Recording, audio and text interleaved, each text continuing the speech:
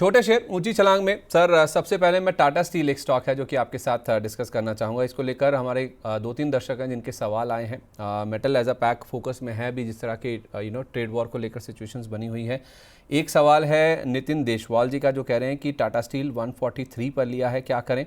और एक सवाल हमें भावना शर्मा जी ने भी भेजा है। वो कह रही हैं कि टाटा स्टील में फ्रेश एंट्री कब करें। मेरे पास 6 महीने का समय है। तो एक सर जिसको फ्रेश एंट्री करनी है उनके लिहाज से, और एक जिनके पास 143 का रखा हुआ है, दोनों के हिसाब से बताइए टाटा स्टील में क्या करना चाहिए। और दोनों को ही मैं सलाह दूंगा। 143 जो जिनके पास है मैं उनको बोलूंगा आप होल्ड करिए, निवेश का नजरिया थोड़ा सा बढ़ाइए। करंट लेवल्स पे भी स्टॉक अच्छा है। जैसे दूसरा एक सवाल था कि क्या अभी निवेश कर सकते हैं, मेरे ख्याल से 130 से लेके 150 का एक मैं जोन दूंगा इनको। ये जोन ऐसा है जहां पर स्टॉक काफी अच्छा कंसोलिडेट करा है। ये ऑलमोस्ट 2000 आप देखें तो इसका और जो ऑल टाइम हाई था वो लेवल से अभी स्टॉक ने ब्रीच करके वापस नया ऑल टाइम हाई बना।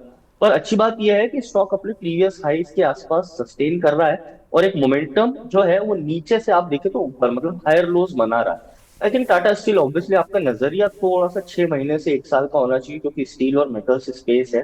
मैं यहाँ पर ये सलाह दूंगा आप नजरिया थोड़ा 6 महीने से ज्यादा का रखें। तो टाटा स्टील आई थिंक 130 125 के आसपास काफी अच्छा स्ट्रॉन्ग फॉर्मेशन है। ऊपर में मुझे लगता है कि कंटिन्यूड मोमेंटम जो हम मार्केट में भी एक्सपेक्ट कर रहे हैं, भले ही कंसोलिडेशन हो, कंटिन्यूड मोमेंटम रहेगा। तो टाटा स्टील में भी मुझे लगता है कि ये फिर से इसका जो 165 का लेवल से वो टेस्ट कर सकता है और फिर अगर वो ब्रेक करता है तो ऑब्वियसली 185 से 186 अच्छा है। ठीक। आपको अगर अभी भी होल्ड कर रहे हैं 143 हम्म। से तो होल्ड करिए। 125 127 का स्टॉप लॉस आप क्लोजिंग बेसिस पे लगा सकते हो और नया निवेश भी करना तो 130 से 140 का मैंने आपको जोन सलाह दी। ठीक है, परफेक्ट है। 130 140 अच्छा जोन है जहाँ पे आप फ्रेश एंट्री कर सकते हैं टाटा स्टील में। गेल में एक सर फ्रेश एंट्री को लेकर सवाल है सईद हैदर जी का, कह रहे हैं कि फ्रेश एंट्री कर लें क्या अभी शॉर्ट टर्म के लिए। ये शॉर्ट टर्म के हिसाब से देखा, मैं सैयद जी को यहाँ पर बोलूंगा कि देखिए बस रिवॉर्ड शायद फेवरेबल नहीं है और स्टॉक में अच्छी खासी तेजी ऑलमोस्ट एक नीचे के लेवल से 160 161 से बनी। ऑलमोस्ट स्टॉक 198 आ रहा। आपका नजरिया अगर शॉर्ट टर्म का है तो मैं आपको एक लेवल दूंगा और एक स्टॉप लॉस दूंगा। अगर स्टॉक 194.5 को ब्रेक करता है तो हम ट्रेंड कंटिन्यूएशन पैटर्न का ब्रेकआउट करेंगे। 194.5 के ऊपर इसमें ब्रेकआउट होगा तो वो 210 का टारगेट मिलेगा। अगर ये 194.5 के ऊपर सस्टेन करेगा तो आई थिंक स्टॉक में आप एक स्टॉप लॉस लगा सकते हैं 188 का। पर अभी 189.90 चल रहा है। आई थिंक स्टॉक कंसोलिडेट करेगा इस लेवल्स पे 186 194। तो ये नो एक मैं बोल सकता हूँ ट्रेड जोन है। 194.5 के ऊपर आप बिल्कुल गेल में बाय पोजीशन बना सकते हैं। 210 तक आपको ऊपर लेवल देखने को मिल सकता है। ठीक है।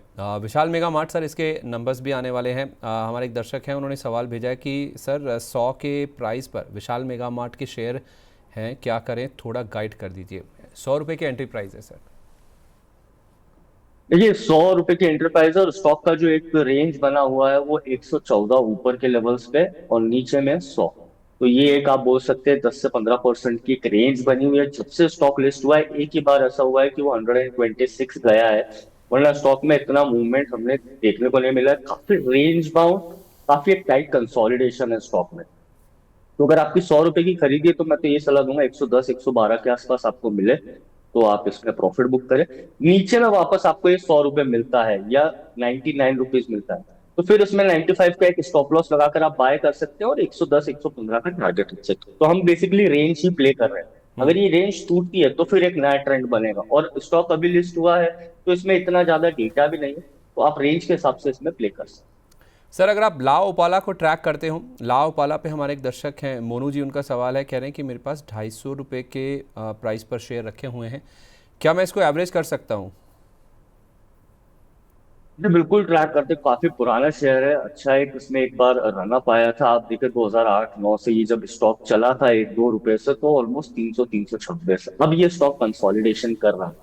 इनके पास अगर है तो मैं इनको यही सलाह दूंगा कि आप बने रहिए। 199 के आसपास जो बॉटम फॉर्मेशन हुआ है स्टॉक ये रेंज के हिसाब से वापस से ऊपर में मुझे लगता है कि 293 जा सकता है और यही इसकी ओवरऑल रेंज रही है 2021 2022 से।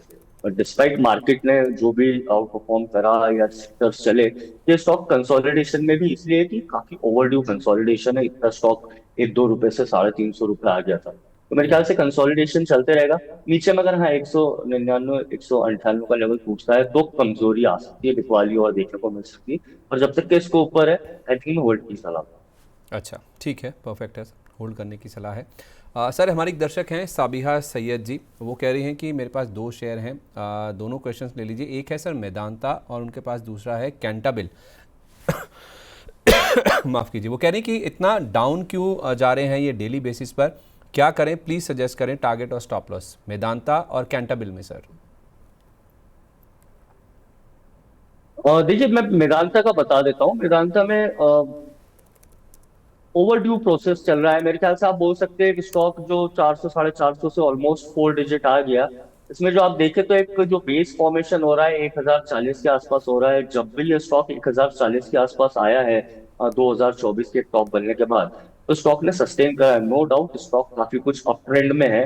काफी अच्छी एक आप बोल सकते हैं कि लिक्विडिटी भी है, काफी अच्छे इसमें कैप्स बने हैं। आप देखिए तो करंट जो एक जोन बना है 1050 से लेके 1140 तक, यहाँ पर काफी अच्छा है कि इसमें बाय मोमेंटम बना है। तो मुझे लगता है कि अगर एक शॉर्ट टर्म करेक्शन आया है अभी 1300 के लेवल से, तो इसमें घबराने की कोई जरूरत नहीं है। जब तक स्टॉक 1140 के ऊपर है, मेरे ख्याल से स्टॉक में और मोमेंटम बने रहेगा। ऊपर में अपसाइड 1380 1382 एज पर चैनल मेरे ख्याल से स्टॉक जाना चाहिए। देखिए कैंटा बिल में इतना कुछ प्राइस एक्शन के हिसाब से आपको देखने को नहीं मिल रहा है। स्टॉक 2022 2024 से जो टॉप बने थे उसको ब्रेक नहीं कर पाया है। फिलहाल इसमें एक नीचे में एक सपोर्ट बना है एंड वो 216 217 का है। अगर इसके नीचे स्टॉक जाता है तो मुझे लगता है कि कैंटा बिल में और थोड़ी सी कमजोरी आ सकती है। नीचे में फिर जो और लोअर लेवल दिखते हैं वो 170 से 175 दिखते हैं। तो इसमें मैं बाइक की सलाह तो नहीं दूंगा, लेकिन हाँ स्टॉक अगर 222 221 के नीचे क्लोज होता है, इसमें गिरावट आ सकती है, तो वो एक स्टॉप लॉस हो सकता है जो आप लगा सकते हैं। जब तक कि स्टॉक ऊपर का जो एक इसने हाई बनाया था 270 तो नहीं तोड़ता, हमको एक फ्रेश मोमेंटम नहीं देखने को मिलेगा। ठीक है, ओके सर। टाटा मोटर्स पे आप अपने जो क्लाइंट्स हैं उनको क्या राय दे रहे हैं? हमारे एक दर्शक हैं मनोज कुमार जी, वो कह रहे हैं कि टाटा मोटर्स मेरे पास 101 शेयर हैं, बाइंग प्राइस मेरा 665 का है, प्लीज़ इसके बारे में थोड़ा बताइए। तो 665 का सर इन्होंने टाटा मोटर्स लिया है। हाल फिलहाल तो हमने इसके नीचे के भी जो लेवल्स हैं उसमें बनते हुए देखे थे, अभी 673 के आसपास है, तो इनके लेवल से हल्का सा ऊपर है। ओवरऑल व्यू क्या बन रहा है sir auto as a pack को लेकर और टाटा मोटर्स पर?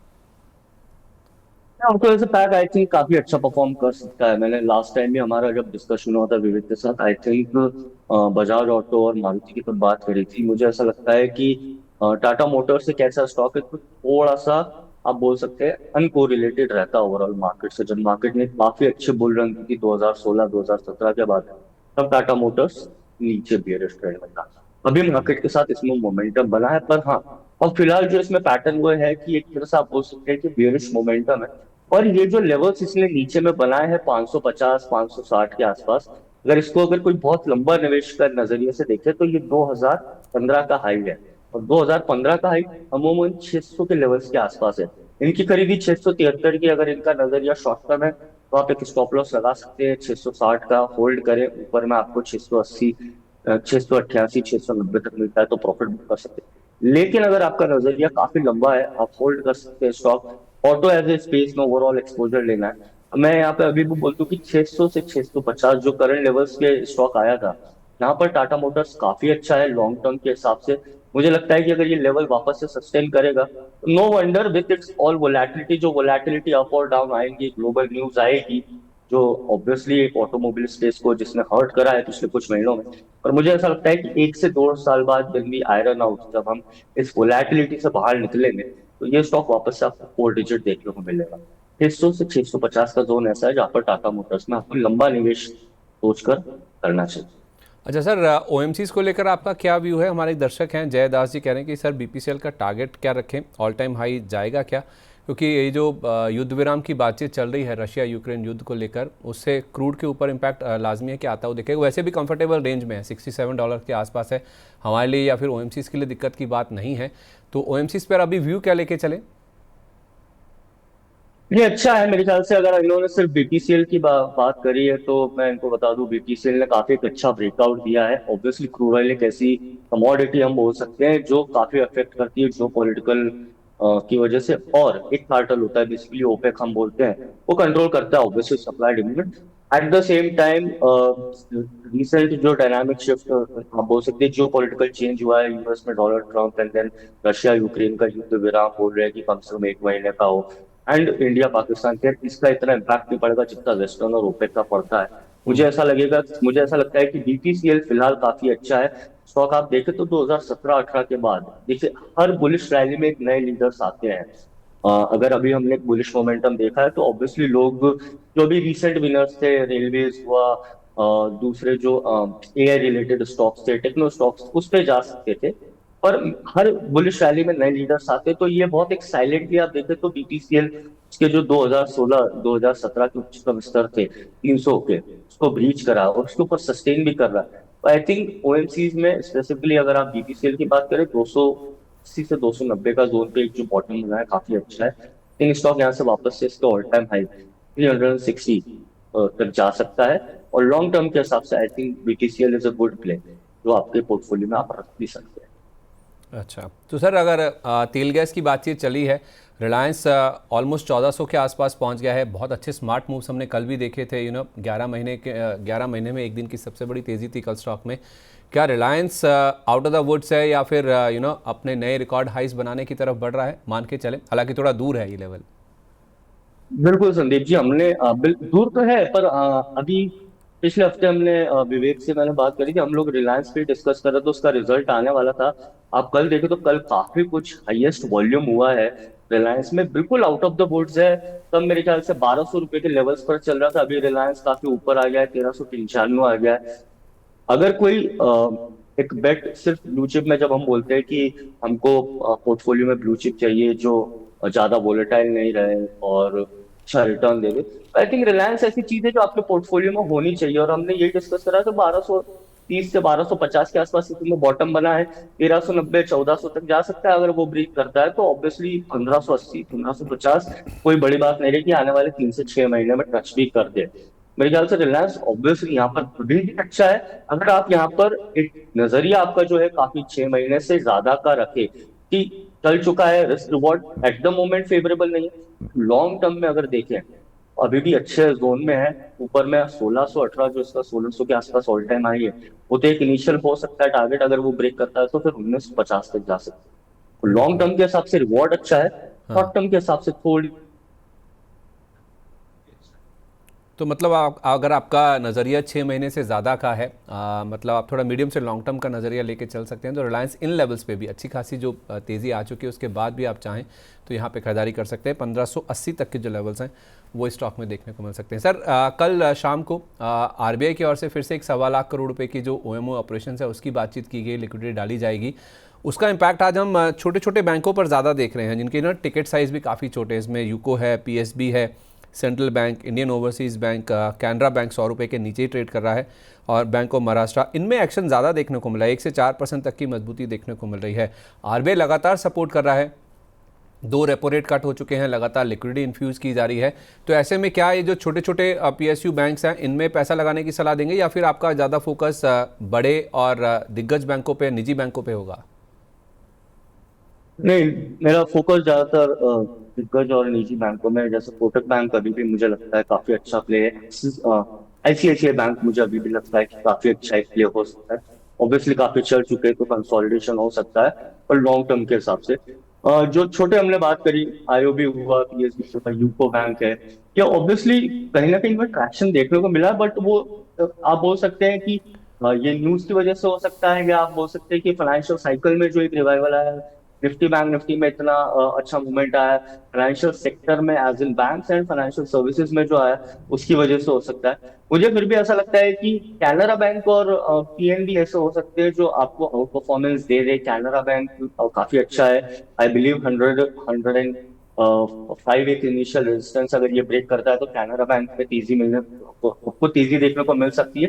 पंजाब नेशनल बैंक भी सेम प्राइस स्ट्रक्चर पर ही है, उसमें भी ऊपर में 111 एक रेजिस्टेंस है, इनमें आप कर सकते हैं, अगर आप पब्लिक सेक्टर बैंक्स में भी आए तो उसमें भी फिर भी मैं बोलूंगा कि SBI is still much much better, बहुत अच्छी एक पिक रहेगी as compare to these two. ये जो छोटे सबसे मझौले आ जाते हैं, यूको बैंक और आपका ये आईओबी और ये सब, मैं इनको फिलहाल अवॉइड करने की सलाह दूंगा। हो सकता है ये प्राइस के हिसाब से हमको सस्ते दिखे, पर अगर हम रिटर्न्स के हिसाब से देखें तो मैं फिर भी favour Canara bank, Punjab national bank को करूंगा। और अगर आपको निजी बैंक में जाना है तो मेरी टॉप पिक उसमें कोटक बैंक की रहेगी। निजी बैंकों में कोटक बैंक आपको ज़्यादा पसंद है और पीएनबी कैनरा बैंक पीएसयू बैंकों में जहाँ पे आप पैसा लगा के चल सकते हैं। अच्छा सर, दो स्टॉक्स हैं जो कि न्यूज़ फ्लो के आधार पर ज़्यादा एक्टिव हैं। एक अगर आप वर्लपूल को ट्रैक करते हो, एक समय ऐसा था जब इनके प्रमोटर ने कहा था, यूएस की जो पेरेंट कंपनी, उन्होंने कहा था कि हम अपना हिस्सा बेचेंगे या तो मिड 2025 या फिर इस साल के एंड तक वो पूरा स्टेक अपना बेचना चाहते हैं। ऐसे इंडिकेशन आए थे, उस समय स्टॉक करेक्ट होता हुआ देखा था। अब वो कह रहे हैं कि उन्होंने पार्ट स्टेक सेल के लिए जो भी उनके पास बचा है, गोल्डमैन सैक्स को उन्होंने अपॉइंट किया है। और जब से वो खबर आई है तब से हम देखिए स्टॉक में एक्शन बहुत तेज़ देखने को मिल रहा है। आज भी 10% का मूव है। सर, अगर आप इस थोड़ा खबर को हमारे लिए डिकोड कर सके, इसके क्या मायने हैं और ये जो 10% की तेज़ी हुई है उसके बाद क्या करना चाहिए? 1300 के आसपास वर्लपूल में एंट्री बनती है? देखिए, पहले तो मैं हम एंट्री की बात कर लेते हैं। स्टॉक में काफी एक तेजी आ चुकी है। इसमें गैप जो डाउन हुआ था obviously because of the news and event, मेरे ख्याल से स्टॉक अब उस जोन में गया है। तो अगर कोई शॉर्ट टर्म मोमेंटम के हिसाब से प्ले करना चाहता है तो 1240 का एक स्टॉप लॉस रह सकता है। स्टॉक में अच्छी ब्लॉक एक आप बोल सकते हैं गैप्स भी बने हैं 1240 ऐसा लेवल से जहां से अच्छा एक ब्रेकआउट हुआ है। पर में मुझे लगता है कि गैप फिल करना स्टॉक जा सकता है 1570 तक। तो वो मेरे ख्याल से एक आप बोल सकते हैं कि प्राइस के हिसाब से एक स्ट्रैटेजी हो जाती है। जहां तक कि इनकी एक स्टेक सेल की बात थी, जो प्रोमोटर यूएस के प्रोमोटर्स थे वो गए। पर इसके बाद भी हमने एक न्यूज देखी थी कि पी फर्म कोई सी एक इसमें निवेश करने के लिए इच्छुक है। और काफी कुछ स्टॉक में उस समय एक हमको रिबाउंड देखने को मिला था। स्टॉक में गैप डाउन हुआ था पर रिबाउंड भी देखने को मिला था। तो वोलैटिलिटी स्टॉक में रहेगी। अगर आपका नजरिया काफी शॉर्ट टर्म का है तो मैं यहाँ पर यही सलाह दूंगा कि आप 1240 का एक ऐसा लेवल है जिसपे एक स्टॉप लॉस लगाएं। नो डाउट कि स्टॉक ओवरऑल अगर आप देखें तो उसके सेक्टर का एक कहीं ना कहीं अच्छा एक मार्केट शेयर होल्ड करता है। स्टॉक में ऑलमोस्ट एक जो बॉटम 1230 से 1250 का इसने सन 2018 से सस्टेन करा है। ऐसा मेरे ख्याल से अब हुआ होगा जब इसने ब्रेक करा और काफी कुछ इसको रिकवर भी कर लिया। तो अगर आपका नजरिया शॉर्ट टर्म का है तो 1240 का स्टॉप लॉस लगा है। आपका ऐसा नजरिया है कि आने वाले 6 महीने तक के मैं स्टॉक में पोजीशन बनाऊं ओवरऑल एक्सपोजर न्यूज स्पेस में, तो भी अच्छा है। मुझे लगता है स्टॉक में ऊपर तक के 1575 से 1630 तक की एक तेजी बन सकती ओके, ठीक है सर। आखिरी सवाल आपसे सर। अच्छा, उससे पहले एक स्टॉक मैंने आपसे बोला था कि और खबरों के चलते जो फोकस में है, इनफैक्ट इस स्टॉक को तो खबरों का कोई फ़र्क पड़ता भी नहीं है, वो है बीएससी का सर। बीएससी में हम देख रहे हैं आज 6700 का जो लेवल है वो भी पार हुआ है। नए रिकॉर्ड हाइस लगातार स्टॉक लगा रहा है। आज इसने 6808 रुपये का, टू बी प्रिसाइज, जो हाई लेवल है वो टच किया है। ज़्यादातर एनालिस्ट मान के चल रहे थे 6300 6700 इन लेवल्स के आसपास ये स्टॉक जा सकता है। उसके भी बियॉन्ड 100 रुपये ऊपर ये 6800 तक गया है सर। कितनी और तेज़ी बाकी है सर? अगर किसी के पास लोअर लेवल का रखा हुआ है, नो डाउट मुंह में पानी तो आता होगा, मुनाफा वसूली कर लें, एक टेम्पटेशन से तो आती है, तो उनके लिए क्या सलाह होगी आपकी? है। जी बिल्कुल, आप मानेंगे संदीप जी, दिस स्टॉक केम इन मेरे रेडार पे ही ये 2023 में 750 700 के आसपास आया था। एंड अभी भी ये स्टॉक ऑल टाइम हाई की तरफ जा रहा है। इतने एक लंबे प्राइमरीली बुल ट्रेंड में अगर हम ये देखें कि स्टॉक कहाँ तक जा सकता है तो वो हम शायद गलती करेंगे। हम कोई भी प्रिडिक्ट नहीं कर पाएगा कि ऊपर तक की क्या लेवल है। पर जब तक स्टॉक में नीचे में हमको एक अवधि देखने को मिलेगी 6300 6250, शायद आए या नहीं आए, पर फिर भी ये स्टॉक काफी अच्छा है। इसमें जो आप देखिए कि वॉल्यूम प्ले होता है स्टॉक में, जब भी गिरावट होती है तो काफी अच्छा आता है, एकदम से शार्प मोमेंटम के साथ वॉल्यूम भी आती है। करंट लेवल्स में मैं देखूं तो वो 5500 से 5600 के आसपास में वो एक बोल सकते हैं जोन है जहां पर हमको एक आप बोल सकते हैं लिक्विडिटी पंप हुई है उस स्टॉक में। अब ये स्टॉक ऑल टाइम हाई के आसपास है, तो अगर आपको ये 6000 से 6300 में मिले, मुझे लगता है it's a very good buy. अगर कोई शॉर्ट टर्म मोमेंटम के हिसाब से भी इसमें पोजीशन लेना चाहता है, आई थिंक 6500 फिर 6600 एक ऐसे लेवल्स बन जाते हैं जहां पर वो बाय कर सकते हैं। ऊपर में जब तक के ट्रेंड चल रहा है इसको प्ले होने देते हैं। आगे ना ही सोचे बाय तो ज्यादा अच्छा है, क्योंकि हम फिर स्टॉक का अपसाइड लिमिट कर देंगे। ठीक है, राइट द टाइड, ये आपका फोकस होना चाहिए, स्ट्रैटेजी होनी चाहिए। लवलेश सर, जाते जाते कोई ऐसे, वैसे तो बहुत सारे स्टॉक्स की बात हुई है, कोई ऐसे स्टॉक्स जो आपके रडार पे हैं जो आप अपने क्लाइंट्स को भी रिकमेंड करें, हमारे दर्शकों को आप बताना चाहें इन लेवल्स पे भी जहाँ पे पोजीशंस बनाई जा सकती है, पैसा बन सकता हो, momentum, short term, swing trade के लिहाज से या लॉन्ग टर्म के नज़रिए से? जी बिल्कुल, देखिए मैं शॉर्ट टर्म या लॉन्ग टर्म दोनों ही रहेगा, और अपॉर्चुनिटी काफी अच्छी है। आप स्टेट बैंक ऑफ इंडिया में एक पोजीशन बन सकते हैं। ऑब्वियसली एक अच्छी जो रैली आई थी उसके बाद स्टॉक काफी करेक्ट हो गया है। मुझे ऐसा लगता है कि स्टेट बैंक ऑफ इंडिया में 800 से 810 के लेवल्स ऐसे हैं जहां पर आप निवेश कर सकते हैं। रिस्क भी काफी फेवरेबल है मेरे ख्याल से। अगर यहाँ पर आप 795 का भी स्टॉप लॉस लगाए तो एक 2.5% की रिस्क रहेगी। रिवॉर्ड के हिसाब से मुझे लगता है कि स्टेट बैंक ऑफ इंडिया में ऊपर में 866 एक पहला टारगेट बन सकता है, और अगर वो ब्रेक करता है तो 889 दूसरा टारगेट रहेगा। दूसरा मेरा स्टॉक रहेगा टाटा मोटर्स का, जो हमने अभी डिस्कस करा। स्टॉक में आज थोड़ी सी गिरावट है संदीप जी, पर मुझे ऐसा लगता है कि ऊपर में इसका एक गैप है 708 का, वहां तक के स्टॉक को जाना चाहिए। तो अगर कोई स्विंग के हिसाब से भी देखे तो आप स्टॉप लॉस भी काफी छोटा है, 668 का स्टॉप लॉस लगा है, ऑलमोस्ट सिर्फ 2% का स्टॉप लॉस होगा, ऑलमोस्ट 1.5 से 2% का स्टॉप लॉस करंट लेवल से। मुझे ऐसा लगता है कि अगर ये लेवल सस्टेन करता है 672 से 674, तो Tata Motors on the upside 706 तक का लेवल दिखा सकता है। 706 तक के टारगेट आपने बोले, और कहाँ पे लेना है सर आपने बोला? करंट लेवल्स पे 674 से 670, 666 का स्टॉप लॉस है। अच्छा, बहुत टाइट स्टॉप लॉस है 670 तक अगर आप कह रहे हैं सर। जी, इसलिए तो अच्छा स्विंग प्ले बन जाता है। ठीक है, ओके, तो ये बहुत शॉर्ट टर्म के लिए होगा फिर, अगर आप 706 तक के ही टारगेट ये दे रहे शॉर्ट टर्म के लिए बिल्कुल, टाटा मोटर्स शॉर्ट टर्म के लिए। पर अगर कोई निवेश थोड़ा सा 3 महीने तक का भी करना चाहे तो मैंने उसमें स्टेट बैंक ऑफ इंडिया के लेवल्स बताए हैं। मेरे ख्याल से स्टेट बैंक ऑफ इंडिया में काफी अच्छा अपसाइड है, यहाँ से 3% की रिस्क है। तो मुझे लगता है कि state bank of India short term नहीं, स्विंग के हिसाब से और लॉन्ग टर्म के हिसाब से भी अच्छा। हैं। चलिए ठीक है, बहुत धन्यवाद sir, thank you so much, आप कार्यक्रम में शामिल हुए। कोई डिस्क्लोजर सर जाने से पहले? धन्यवाद संदीप जी आमंत्रित करने के लिए। और जो भी स्टॉक हमने डिस्कस करे हैं, वो मेरे पर्सनल उसमें कोई पोजीशन नहीं है। हो सकता है कि हम हमारे क्लाइंट को वो रिकमेंड। चलिए, बहुत धन्यवाद sir, thank you so much, और wish you a very good day sir. तो अब हमारे साथ एक और खास मेहमान जुड़ रहे हैं, हमारे साथ रेलिगर ब्रोकिंग के senior VP research Ravi Singh ji कार्यक्रम में शामिल हो रहे हैं। उनके पास चलते हैं, उनका स्वागत करते हैं। रवि सर, बहुत स्वागत है आपका sir, very good morning sir.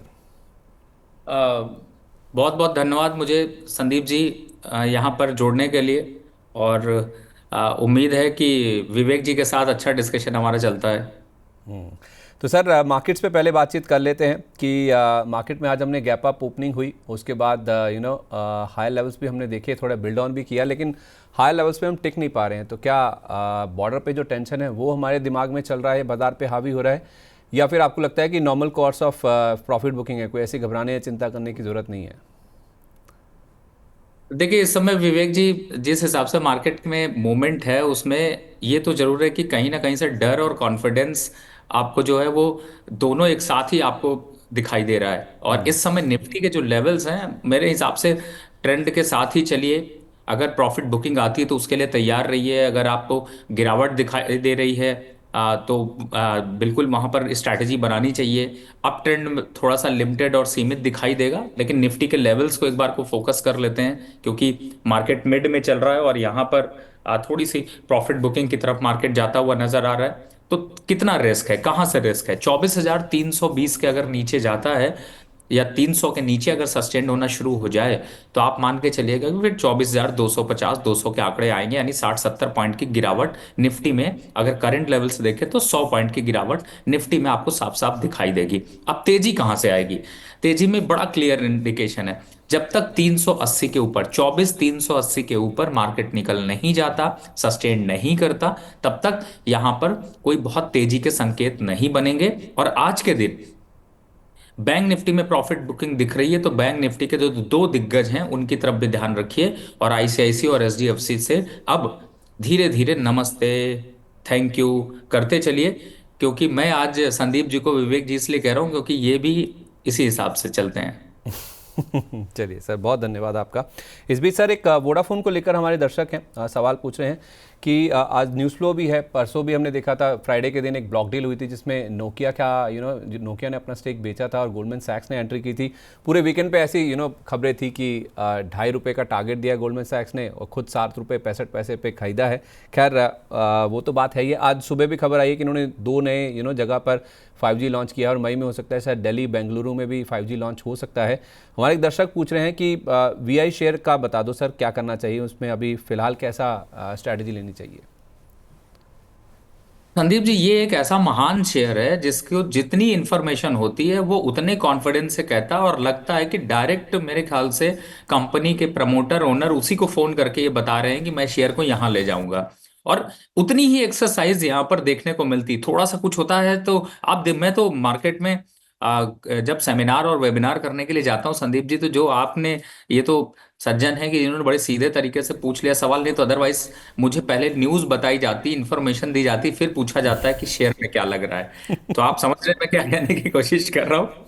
देखो सर, कबाड़ कबाड़ ही रहेगा और कचरा कचरा ही रहेगा और अच्छा अच्छा ही रहेगा। कहने का मतलब ये है कि इसकी जो चाल है वो नीचे में ₹5, ऊपर में ₹8। अब आप जहां खरीद के फंस जाओ ये आपकी गारंटी है। एक चीज का तो कंफर्मेशन जरूर है यहाँ पर कि सभी को इसकी इंफॉर्मेशन पता है और सभी यही कहते हैं कि बड़ा प्रोजेक्ट ले रहे हैं, बड़े काम कर रहे हैं, लेकिन शेयर नहीं चल रहा है। तो कहीं ना कहीं से आप ट्रैप हो रहे हैं, आपसे ज्यादा इंफॉर्मेशन लेने वाला कोई है जो माल बेच के जा रहा है। तो बेटर है कि बिका हुआ माल बेचने दीजिए, आप मत झंझटों में पड़िए। इससे आपको खुशी तो मिल जाती है कि स्टॉक मार्केट पर निवेश किया हुआ है, लेकिन रिटर्न नहीं मिलता है। तो मेरे हिसाब से अवॉइड रखें। और टारगेट की बात करें तो 6-6.5 रुपए दिखाई देता है। ₹6-6.5 के टारगेट नजर आते हैं। सर एक ITC होटल पे भी आपकी राय दे दीजिए, फिर हम स्टॉक एक्सरे की तरफ बढ़ेंगे। ₹197। हमारे एक दर्शक हैं विशाल शर्मा जी, ये कह रहे हैं कि मैंने 197 पे ले रखा है, it's falling without hitting target 220। तो इनके मन में 220 का टारगेट था, टारगेट हिट नहीं हुआ, करें उससे पहले ही ये गिरना शुरू हो चुका है। इनकी 197 की खरीद है सर, क्या करें? देखिए, 197 की खरीद है, 197 चल रहा है फिलहाल। गिरावट में 188 तक जा सकता है, चॉइस आपकी। अगर इंट्राडे ट्रेड कर रहे हैं तो एग्जिट कर जाइए, इंट्राडे ट्रेड नहीं कर रहे हैं तो 190 का एक स्टॉप लॉस डाल लीजिए, ₹6 का रिस्क और ले लीजिए। लेकिन 220 थोड़ा असमंजस वाला लेवल है, 208 210 तक आकर थक जाएगा।